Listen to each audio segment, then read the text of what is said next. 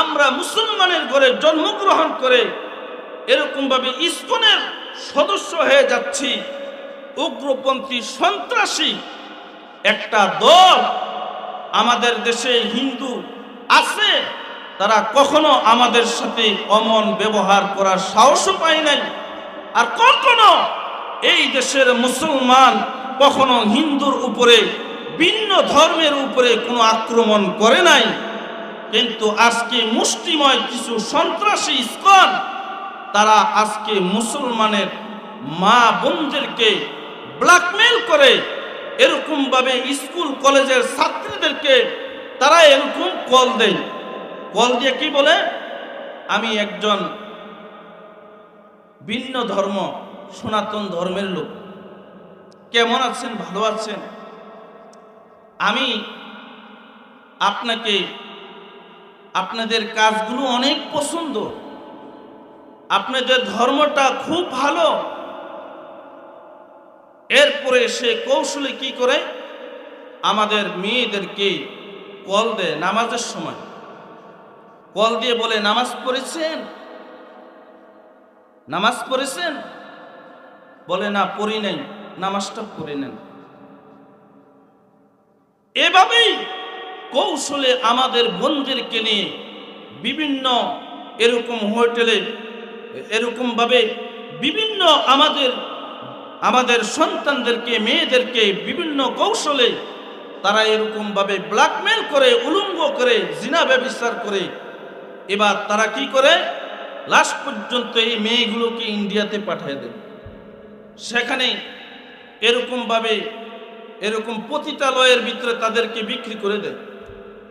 আর আজকে আমরা মুসলমান, আমরা দুশ্মন চিনি নাই, কারণ যে দুশ্মন চিনব ওই চিনার জিনিসই তো নষ্ট হয়ে গেছে।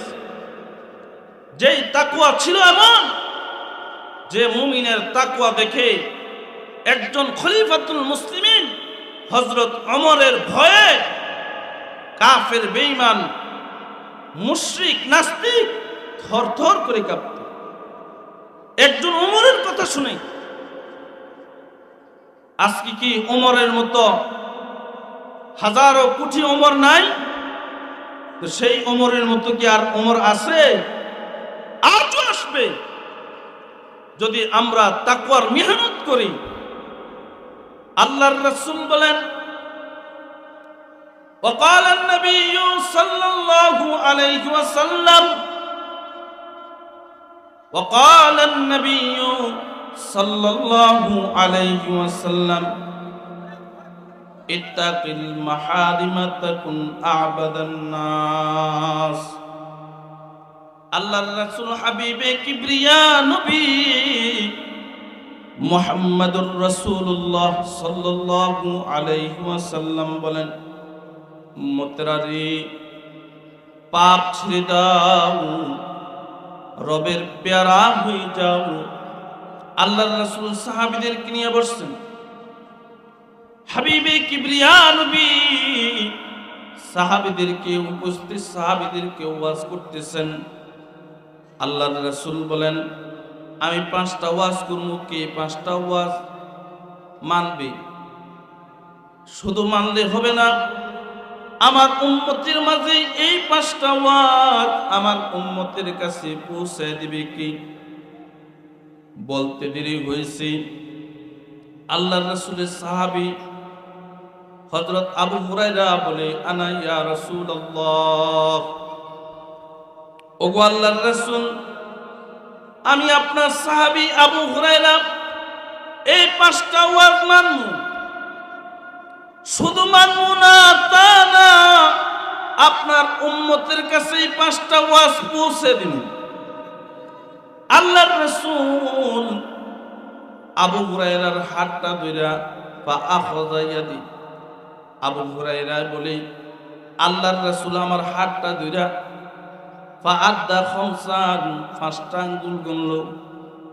একটা আঙ্গুল ধইরা আল্লাহর রাসূল আবু হুরায়রার মতো মুমিনকে আল্লাহর রাসূল বলেন, ইত্তাকিল মাহারিমা তাকুন আ'বাদান নাস। ও আবু হুরায়রা পাপ ছেড়ে দাও, পাপী আল্লাহর মাহবুব না, যে পাপ বর্জন করে সে আল্লাহর মাহবুব। পাপ করলে আল্লাহর পেয়ারা হওয়া যায় না, পাপ করলেই মুত্তাকি হওয়া যায় না। জালালউদ্দিন সুয়ুতী রাহমাতুল্লাহি আলাইহি বলেন, শরহুস সুদুর ফি আহওয়ালিল মাউতা ওয়াল কুবুর কিতাবের মধ্যে লিখেছেন, একই মায়ের সন্তান 3 যুবক নিজের দেশ ছেড়ে খ্রিস্টান দেশে গিয়েছে দাওয়াতে ইসলাম দেওয়ার জন্য। জালেম রাজায় টের পেয়ে গেছে, খ্রিস্টান রাজায় টের পেয়ে বলে তাদেরকে গ্রেফতার করার নির্দেশ করেছে। 3 যুবককে গ্রেফতার করে ফেলল। গ্রেফতার করার পরে 3টা যুবককে ডাক দিলেন, ডাক দিয়া বলতেছে, ডাক দিয়া বলে, এই তোমাদের এত বড় স্পর্ধা কেন? আমাদের দেশে, এই দেশে কে বলেছে তোমাদেরকে ইসলামের দাওয়াত দিতে? 3টা যুবক বলে, জালেম কোথাকার, তোর দেশ মানে কি? এটা আল্লাহর সৃষ্টি, আল্লাহর দুনিয়া, আল্লাহর জমিন। আল্লাহর জমিনে মুসলমান আল্লাহর কথা বলবে, কার থেকে আবার অনুমতি নেবে? ঠিক না বেঠিক করে বলেন, কার থেকে অনুমতি নেবে? এবার জালেম রাজায় বলে, তোমরা খ্রিস্টান হয়ে যাও, তাহলে কিন্তু তোমাদের গলা কেটে ফেলব, তোমাদেরকে এরকম ভাবে তেলের কড়াইয়ের মধ্যে ভাজি করে ফেলব। 3 যুবক বলে, মান রাজিয়া বিল্লাহি রাব্বা ওয়া বিল ইসলামি দীনা ওয়া বি মুহাম্মাদিন নাবিয়্যান ওয়া রাসূলা। জালেম কোথাকার, আমরা আল্লাহ পেয়ে তুষ্ট, গর্দান ছেড়ে দিব কিন্তু রব ছাড়বো না। নিজের এই দেশ ছেড়ে দেশান্তর হইয়া যাব, তারপরে ইসলাম ছাড়ব না। তেলের কড়াইয়ের মধ্যে বাজি হুম, তারপর নবী ছাড়ব না। জালেম কোথাকার। যখন 3 ভাই এর উপরে শক্ত ছিল, মজবুত ছিল, মজবুত হইলে পরে বাদশাহ হুজুরকে নির্দেশ করেছে, বলে যে 3 দিন যাবত তেলের কড়াইয়ের মধ্যে তেল গরম করতে থাকো। তেলের কড়াইয়ের মধ্যে যখন তেল গরম করা শুরু করেছে, বাতের মাছ যেমন উতলায়, যেমন ভাবে যেভাবে উতলায়, তেলের কড়াইয়ের মধ্যে তেলগুলো এভাবেই উতলাইতেছে। 3 যুবককে তেলের কড়াইয়ের সামনে দাঁড় করাইয়া বলতেছে, এখনো সময় আছে, ইসলাম ছেড়ে দে, আল্লাহ ছেড়ে দে, নবী ছেড়ে দে, তাহলে কিন্তু তেলের কড়াই ভাজি করে দিব। 3 যুবক একই বাক্যে বলতেছে, জালেম কোথাকার, এটা তো তেলের কড়াই না, এটা মালিকের জান্নাত দেখতেছি। বলেন আল্লাহু আকবার। এই যে তেলের কড়াইয়ের পিছন দিয়া মালিকের জান্নাত দেখতেছি, ওই যে জান্নাতের মধ্যে রবজি মেহমানদারি করবেন, জান্নাতের মেহমানদারি গুলো আমরা দেখতেছি। জালেম রাজায় বুঝতে পারে নাই। জালেম রাজায় এবার বড় ভাইটাকে তেলের কড়াইয়ের মধ্যে ছেড়ে দিয়েছে। ছাড়তে দেরি হয়েছে, গোশতগুলো তেলের সাথে মিশে গেছে, হাড়গুলো খড়কুটার মতো তেলের কড়াইয়ের মধ্যে বেশি উঠেছে। ছোট ভাই আর মেজু ভাই দৃশ্যগুলো দেখতেছে। দেখলে পরে মেজু ভাইটাকে প্রস্তাব দিল, দেখ, যদি মুসলমান ছেড়ে দেশ, ইমান ছেড়ে দেশ, ইসলাম ছেড়ে দেশ, যা চাইবি তা দিব। মেজু ভাই বলে, জালেম কোথাকার, বড় ভাইটা যেমন তেলের কড়াইয়া দিয়া মালিকের জান্নাতে চলে গেল, আমিও জান্নাতের মধ্যে চলে যেতে চাই। এই কথা বললে পরে এবার জালেম রাজায় বুঝতে পারে নাই। জালেম রাজায় মিজুবাইটাকে তেলের কড়াইয়ের মধ্যে ছেড়ে দিয়েছে। ছাড়তে দেরি হয়েছে, বাজি হইতে দেরি হয় নাই।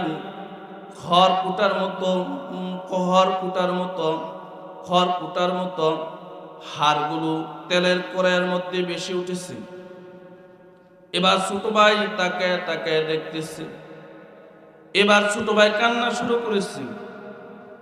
জালেম রাজা মনে করছে মুসলমান মনে হয় তেলের কড়াইয়ের মধ্যে দেখা মুসলমান ভয় পেয়ে গেছে।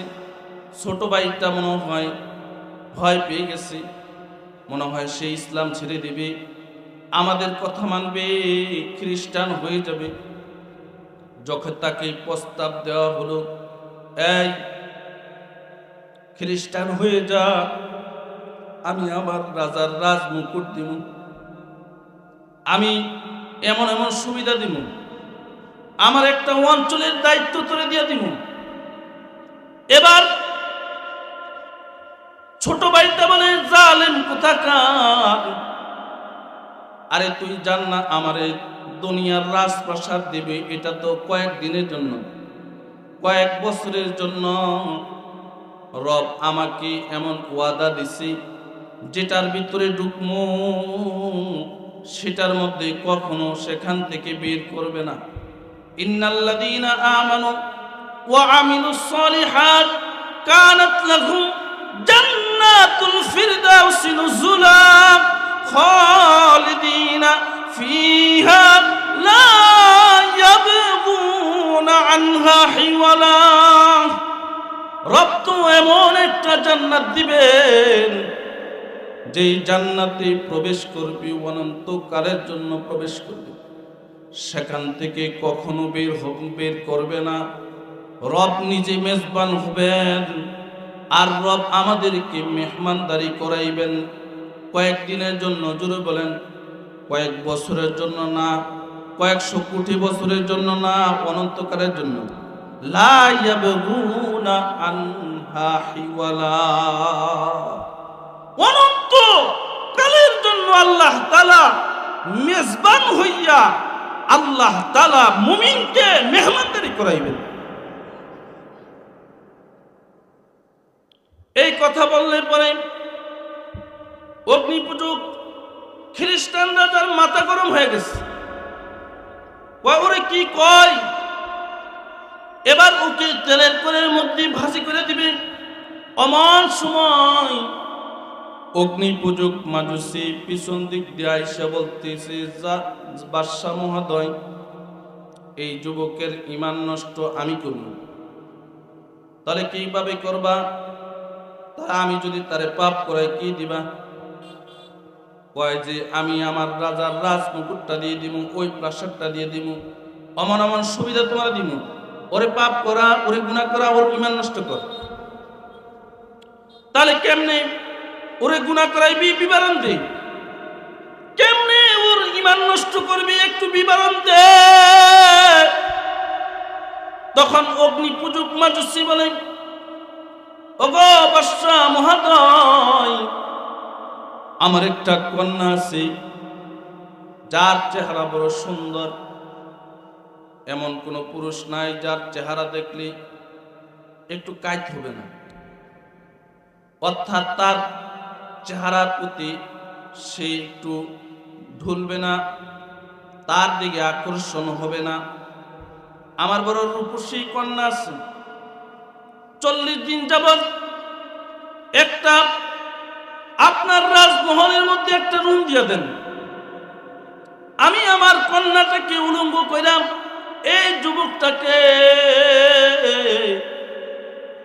একটা অন্তর্মহলে একটা রুম দিয়া দেন, এটার মধ্যে ওরে গুনাহ করাইবে। যখন খানার সময় হবে তখন তাদেরকে খানার পরিবেশন করবে। খানার আইটেম কি হবে? পানি হইল মদ, আর খাবার হইল শুকুরের গোশত, হারাম খাবার। হারাম খাবার দিবে, হারাম খাবার দিতেছে। যুবকটা হারামের দিকে চায় না, যুবকটা আল্লাহর দিকে চাইতেছে। রব ওগো আল্লাহ, হারাম খাবার সামনে আছে, আমি এটি খাইতে চাই না, আমি তোমার দিদার পেতে চাই ওগো আল্লাহ। এই যুবক, তোমার সামনে পাপ আসলে তুমি প্রতিযোগিতার সাথে পাপ করো, তোমার কাছে হারাম আসলে তুমি প্রতিযোগিতার সহিত তুমি হারাম ভক্ষণ করো। কিন্তু তুমি যে মুমিন, তোমার জন্য যে আল্লাহ তাআলার নিষেধ আছে সেটা ভুলে গেছো। কারণ প্রত্যেকটা মানুষই মুমিন, মুসলমান যারা আমরা আছি, আল্লাহর রাসূল বলেন আদ-দুনিয়া সিজনুল মুমিন ওয়া জান্নাতুল কাফির। মুমিনের জন্য এটা হলো জেলখানা, আর কাফিরের জন্য হলো বালাখানা।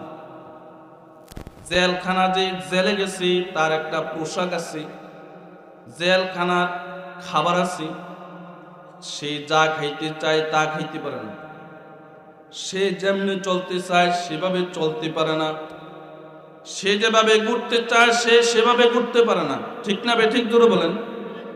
যে জেলে যায় সে স্বাধীনভাবে ঘুরতে পারে না। তার খাবারের একটা আইটেম আছে, সে যা খাইতে চায় সে তা খাইতে পারে না। ঠিক তেমনি ভাবে রাসূল বলেছেন, ও মুমিনের কাফেলা, তুমি যা খাইবা, যা ইচ্ছা তা খাইতে পারবে না, হারাম তোমাকে বর্জন করতে হবে। তোমার জন্য হালাল যদি, তোমারও যদি 3 দিন পর্যন্ত যদি কোনো খাবারও যদি না পাও, তোমার সামনে হারাম খাবার আছে, তারপর তুমি খাইবা না। কারণ তোমার জন্য হারাম, আল্লাহ তাআলা তোমাকে হারাম দিবেন, এটা আল্লাহ তাআলা হারাম খাওয়াইবেন, এটা আল্লাহ তাআলা পছন্দ করেন নাই। যদি 3 দিন যাবত তুমি ধৈর্যের সহিত হারাম বর্জন করতে পারো, আল্লাহ তাআলা তোমার মেহমানদারি স্বয়ং জান্নাত থেকে তোমার মেহমানদারি করে দিবেন। জান্নাত থেকে খাবার আসবে। এবার যুবকটা তো অন্তর্মহলে তাকে আটকে রাখছে। যখন খাবারের সময় হয় তখন সে যখন খানার অপেক্ষা করে, হাজার দুরনির চতুর্পাশে সামনে একটা দস্তরখান, তার সামনে হাজির হইয়া যায়।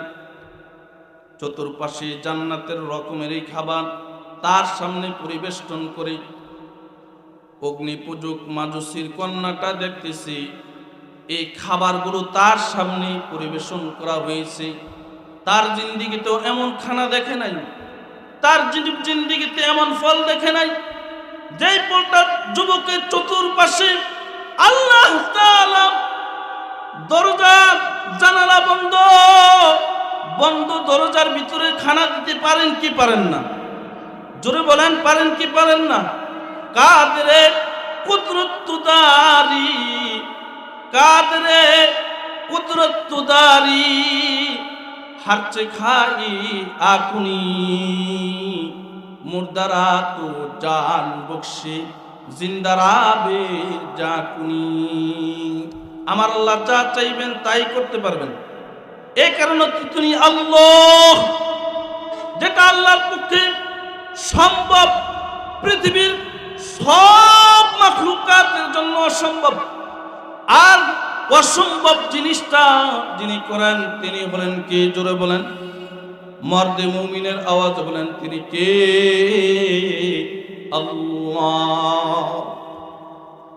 অগ্নিপূজক মাজুসির কন্যাটা দেখে তার চতুর্পাশে জান্নাতের খাবার পরিবেষ্টন করা হয়েছে। এবার যুবকটাকে ডাক দিয়ে বলে, এ যুবক, তোর চতুর্পাশে এই যে জান্নাতের রকমের খাবার আসলো, কে দিছে? যুবকটা বলে, হাদা মিন ফাদলি রব্বি, এটা আমার রবের মেহমানদারি। আমি যে বন্দিশালায়ও যে হারাম বর্জন করেছি, হালালের ব্যবস্থা আমার আল্লাহ জান্নাত থেকে আমার এই খাবারগুলো দিছি।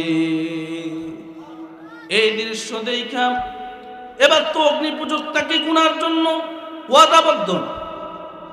এবার উলঙ্গ হইয়া এই যুবতীরা যখন যুবকের সামনে চলে আসে, এবার যুবকটা যায় নামাজের মধ্যে দাঁড়াইয়া সে আল্লাহু আকবার বইলা আল্লাহর সামনে যখন দাঁড়ায় যায়, তখন আল্লাহর সাথে তার বান্দার সাথে মুলাকাত হইয়া যায়।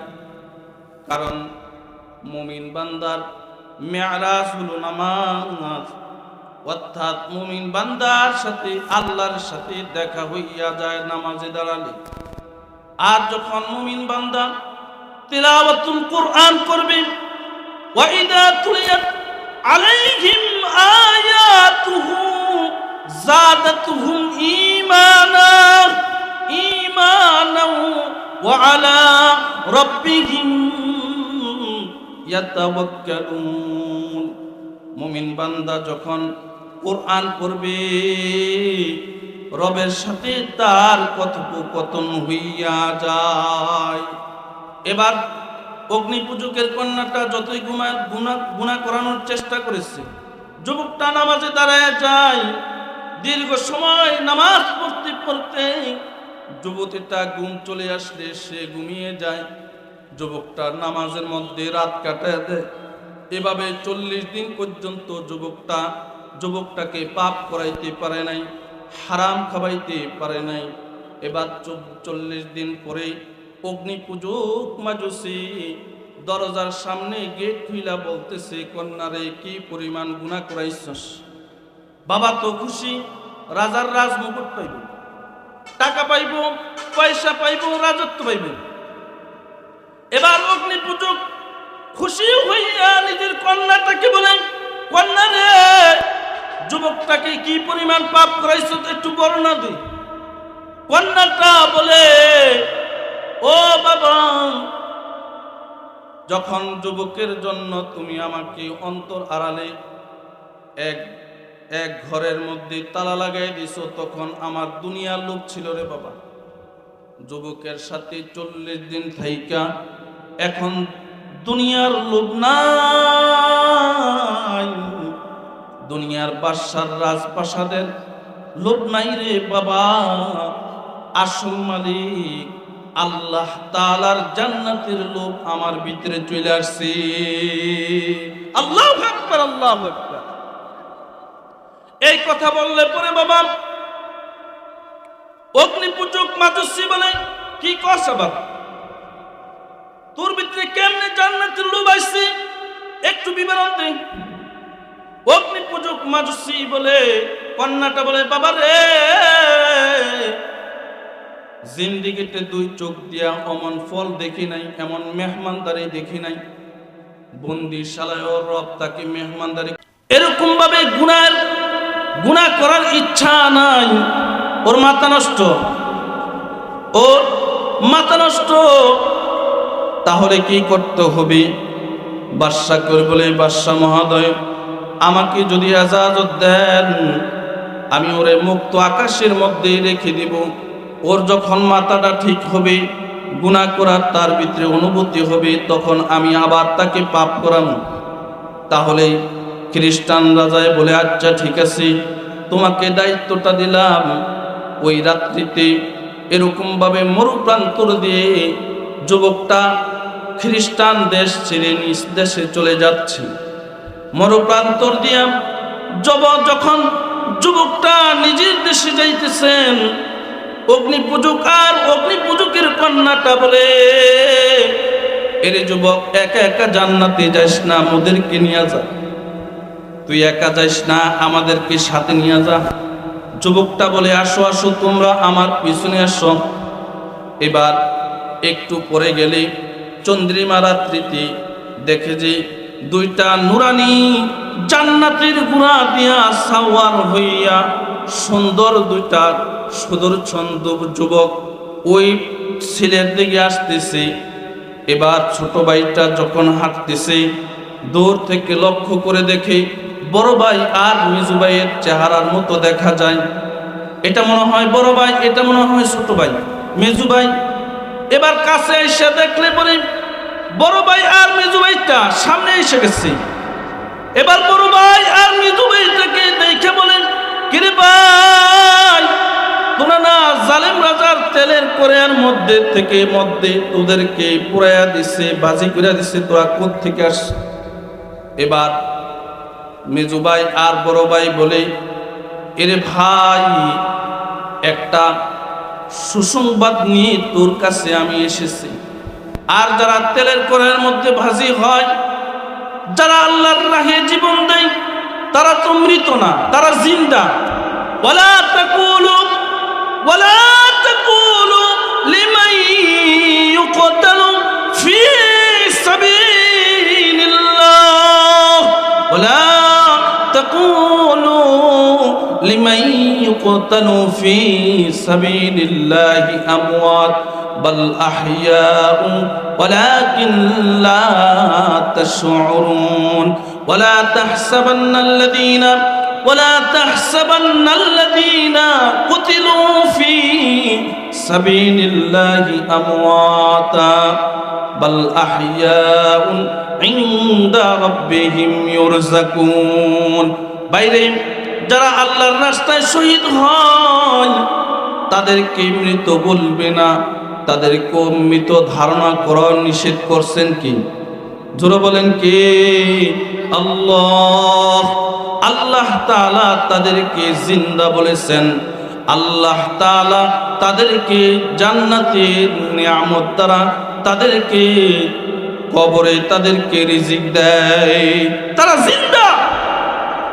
কিন্তু বাইরে যে একটা সুসংবাদ নিয়ে তোর কাছে আসছি, কি সুসংবাদ নিয়ে আসছ?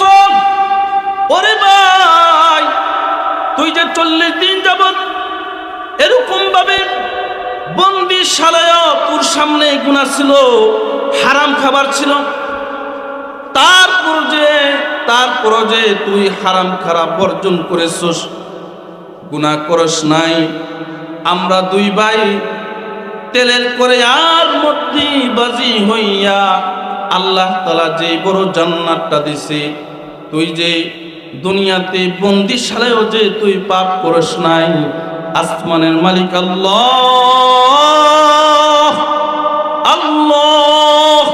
এমন একটা জান্নাত দিছে, দুই ভাইয়ের জান্নাতের চাইতো তোর জান্নাতটা বড় দিছে। এমনকি মালিক তোর জান্নাতটা মালিকের কাছাকাছি দিছে। কারণ আল্লাহ তাআলা বলেন, শহীদের চাইতো আল্লাহর কাছে অধিক সম্মানী যে মুত্তাকি, ইন্না আকরামাকুম ইনদাল্লাহি আতকাকুম, অধিক সম্মানী যে মুত্তাকি। এই মুত্তাকি হওয়ার মেহনত কার কাছ থেকে শিখবেন? এই কারণে মুত্তাকি হওয়ার মেহনত আপনার দিলে কলব নামক বস্তু আছে। যখন আল্লাহ তাআলা ফেরেশতাদেরকে আদম আলাইহিস সালাতু ওয়াস সালামকে সামনে আনা হলো, আদম আলাইহিস সালাতু ওয়াস সালামকে সামনে আনার পরে ফেরেশতারা আদম আলাইহিস সালাতু ওয়াস সালামকে দেখলেন। শয়তান কি করলো? ইবলিস শয়তান, যেটা আমাদের চিরস্থায়ী দুশমন, এই শয়তান কি করলো জানেন? শয়তান কি করলো? আদম আলাইহিস সালাতু ওয়াস সালামের মুখ দিয়া ভিতরে ঢুকে বাহির পায়খানার রাস্তা দিয়ে বাড়াই গেছে। শয়তান এবার বলে, ও ফেরেশতারা, তোরা তো দেখছো উপরে, আমি দেখছি ভিতরে। তোরা উপরেরটা দেখছ আদমের, আমি ভিতরেরটা দেখছি, কিচ্ছু নাই। কিন্তু এখানে কিন্তু কি? আদমের বাম স্তন দুধের 4 আঙ্গুল 3-4 আঙ্গুল নিচে একটা গোস্তের টুকরা আছে। এই গোস্তের টুকরার কোনো দরজা জানালা নাই, এখানে ঢোকার কোনো ভাও নাই। যদি আদম আমার থেকে বাঁচতে চায়, আদম সন্তান যদি আমার থেকে বাঁচতে চায়, তাহলে এই গোস্তের টুকরার মাধ্যমে বাঁচতে পারবে। ওই গোস্তের টুকরাটা হলো কল। আল্লাহর রাসূল বলেন, আলা ইন্না ফিল জাসাদি লামাদগাহ ইদা সলুহা সলুহাল জাসাদু ওয়া ইদা ফাসাদাত ফাসাদাল জাসাদু আলা ওয়াহিয়াল কলব। যার মানব দেহের এই কলব নামক গোস্তের টুকরাটা ভালো, তার মানব দেহটা ভালো। আর এই গোস্তের টুকরাটা যার নষ্ট গান্দা, সে যদি সুন্দর দেহের অধিকারীও হয়, সে যদি সুঠাম দেহের অধিকারীও হয়, সে যদি দুনিয়ার লাইনে টাকাওয়ালা হয়, পয়সাওয়ালা হয়, রাজনীতিবিদ হয়, যাই কিছু হোক না কেন, সে আল্লাহর কাছে দাম নাই। এই কলব যার সুন্দর, যার বুক সুন্দর তার মুখ সুন্দর, যার বুক ভালো তার মুখ ভালো, যার মুখ ভালো না তার বুকও ভালো না। এই কারণেই আল্লাহ তাআলা সোয়া লক্ষ পয়গম্বর এই দেহের চিকিৎসার জন্য পাঠায় নাই, এই গোস্তের টুকরার চিকিৎসার জন্য পাঠাইছেন। আল্লাহর রাসূল বলেন, এই গোস্তের টুকরা কারা করবে? আল্লাহ তাআলা কোরআনে বলতেছেন অপর আয়াতে, ইয়া আইয়ুহাল্লাযীনা আমানুত্তাকুল্লাহ ওয়া কুনু মা'আস সাদিকিন। হে ঈমানদাররা, তোমরা তাকওয়া অবলম্বন করো এবং সাদিকিন বান্দার সোহবতে যাও। সোহবতে সালেহ তোরা সালেহ কুনাত সালেহ কুনাত, সোহবতে তালেহ তোরা তালেহ কুনাত। ভালো মানুষের সঙ্গ নাও। নাস্তিক আর মুরতাদের সঙ্গ নিলে তুমি নাস্তিক হবা, তুমি মুরতাদ হবা, তুমি মুসলমান হইবা না। ঠিক না বে ঠিক? জোরে বলেন। এই কারণে ভালো মানুষ চিনার মাধ্যম হলো এই মাহফিল, ভালো মানুষ চিনার মাধ্যম হলো মাদ্রাসা, ভালো মানুষ চিনার মাধ্যম হলো ইলমে দ্বীন, আল্লাহ তাআলার প্রদত্ত কোরআন। যাদের সিনে থাকবে তারা ভালো মানুষ। আর এখন ইউরোপ আমেরিকা বিজাতিরা যারা কোরআন পড়ে, যারা হাদিস পড়ে, যারা যারা এই কলবের চিকিৎসা করে, তাদেরকে সন্ত্রাসী ট্যাগ লাগিয়ে তাদেরকে বছর কি বছর জেলখানায় এরকম ভাবে তাদেরকে আবদ্ধ করে রাখে। ঠিক না বে ঠিক? জোরে বলেন। এই কারণে সোহবত আমাদের জরুরি। কথা তো অনেক বলা যাবে। যার দিন সুন্দর, আমাদের এক বুজুর্গ বলছে যে কোনো মানুষ যদি দুইটা কাজ করে, একটা হলো নফস শয়তানের কান্দে পা রাখে, আরেকটা পা যে শয়তানের ঘাড়ে পা রাখে, এই দুইটা পাও যখন সে দুইটা জিনিসের উপরে রাখবে, তৃতীয় কদমটাই হলো জান্নাত। বলেন সুবহানাল্লাহ। তাহলে নফসের কথা শোনা যাবে না। দিল্লি জামে মসজিদের এক মুসল্লি নামাজ পড়ছে, নামাজ পড়ে সুন্নত নামাজ পড়ছে, পড়ার পরে তসবিহ তাহলিল পড়ছে, তেলাওয়াত করছে, কান্নাকাটি করছে। এবার গেটের সামনে আইসা ওই মুসল্লিটা কইতেছে, ও মেরা খুদা নিহি मैं तेरा बंदा नहीं, तेरे बात मानते नहीं। অর্থাৎ তুই আমার খোদা না, আমি তোর বান্দা না, এই কারণে তোর কথা আমি মানি না।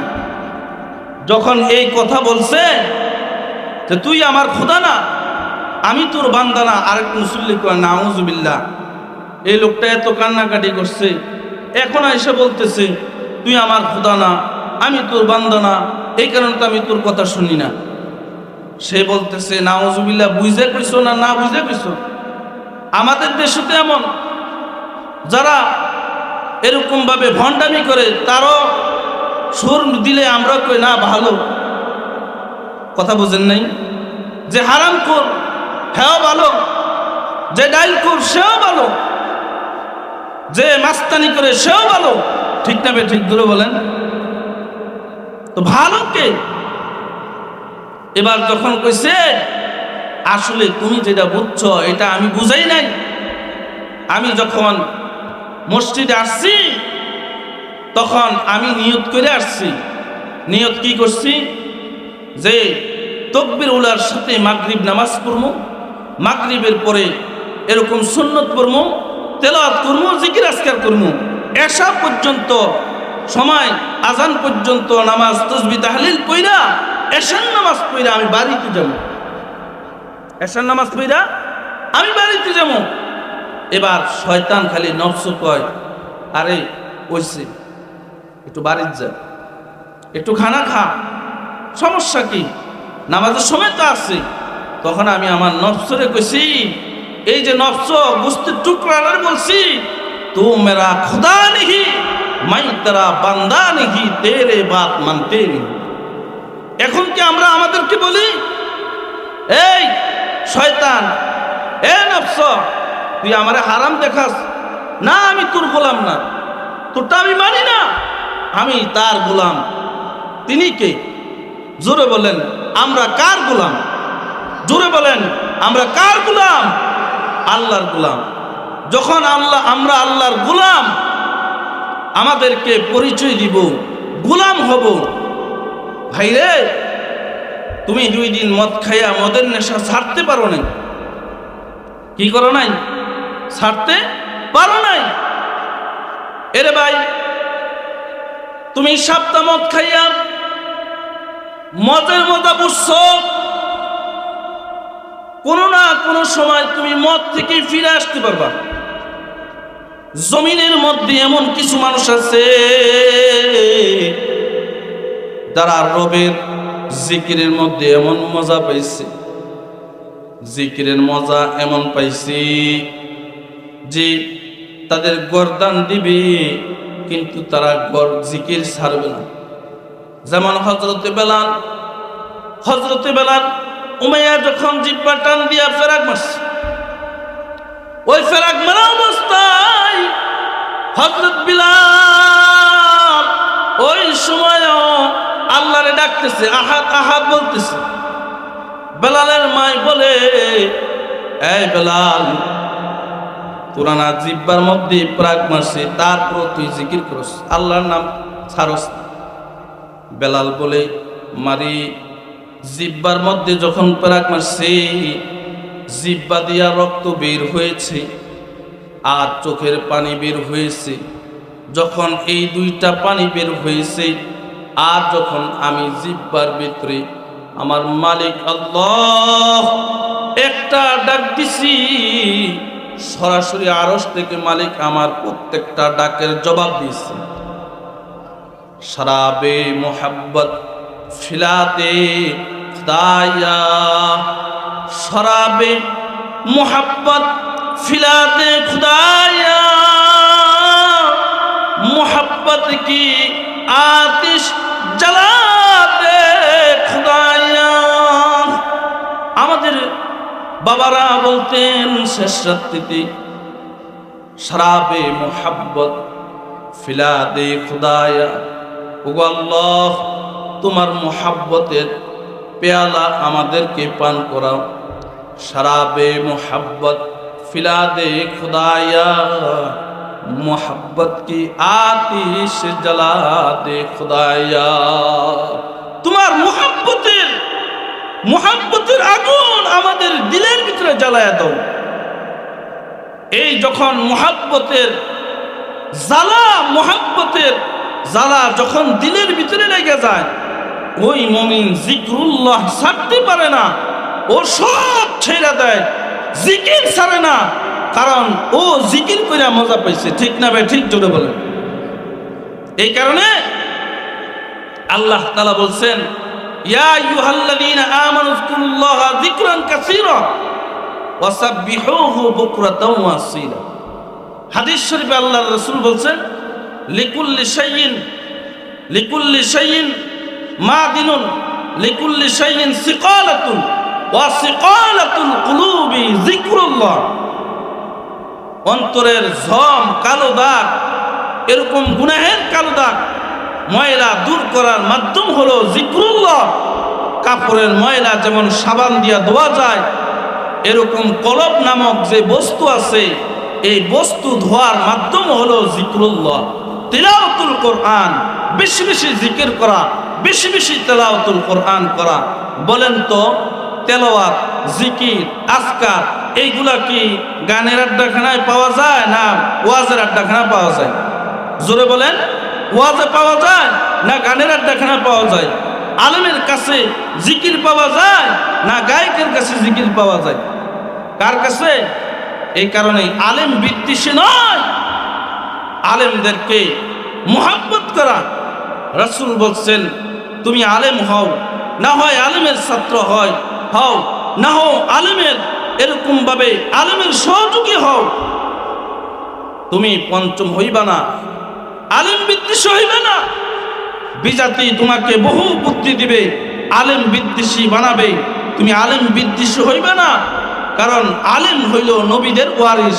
আলেম যতদিন আছে তারা ইলমে দ্বীন, ইলমে নবুবী তাদের সিনায় থাকবে। যতদিন ইলমে নবুবী তাদের সিনায় থাকবে ততদিন পর্যন্ত দুনিয়ার মধ্যে আল্লাহ আল্লাহ ডাকনেওয়ালা মানুষের সংখ্যা থাকবে। যখন আলেম থাকবে না, দ্বীন থাকবে না, আলেম থাকবে না, আল্লাহকে ডাকার মতো মানুষ থাকবে না। ঠিক না বেঠিক জোরে বলেন? এই কারণেই আলেমের মহাব্বত করব তো ইনশাআল্লাহ। এই যে মাদ্রাসা হয়েছে, এই মাদ্রাসা থেকে নবীর খালিদ তৈরি হয়েছে, এই মাদ্রাসা থেকে আবু উবাইদা ইবনে জাররাহ তৈরি হয়েছে, ওসমান আলী তৈরি হয়েছে। ঠিক না বেঠিক জোরে বলেন? কারণ যার মা ভালো তার সন্তানও ভালো। মার শিক্ষাটাই হলো বড় শিক্ষা। এই কারণেই মা বাবা যদি একজন নেককার ফরহেজগার আমাদের প্রত্যেকটি ঘরে ঘরে যদি আমাদের মা হয়ে যায়, অবশ্যই এই নেককার মায়ের ঘর অলি বাইজিদ হবে, নেককার মায়ের ঘরে আল্লাহ ওয়ালা হবে, আহমদ হবে। আজকের মাহফিলের যিনি সভাপতি এবং পীরে কামেল আল্লামা জামালউদ্দিন মাহমুদ সন্দীপী হযরতের মতন মানুষ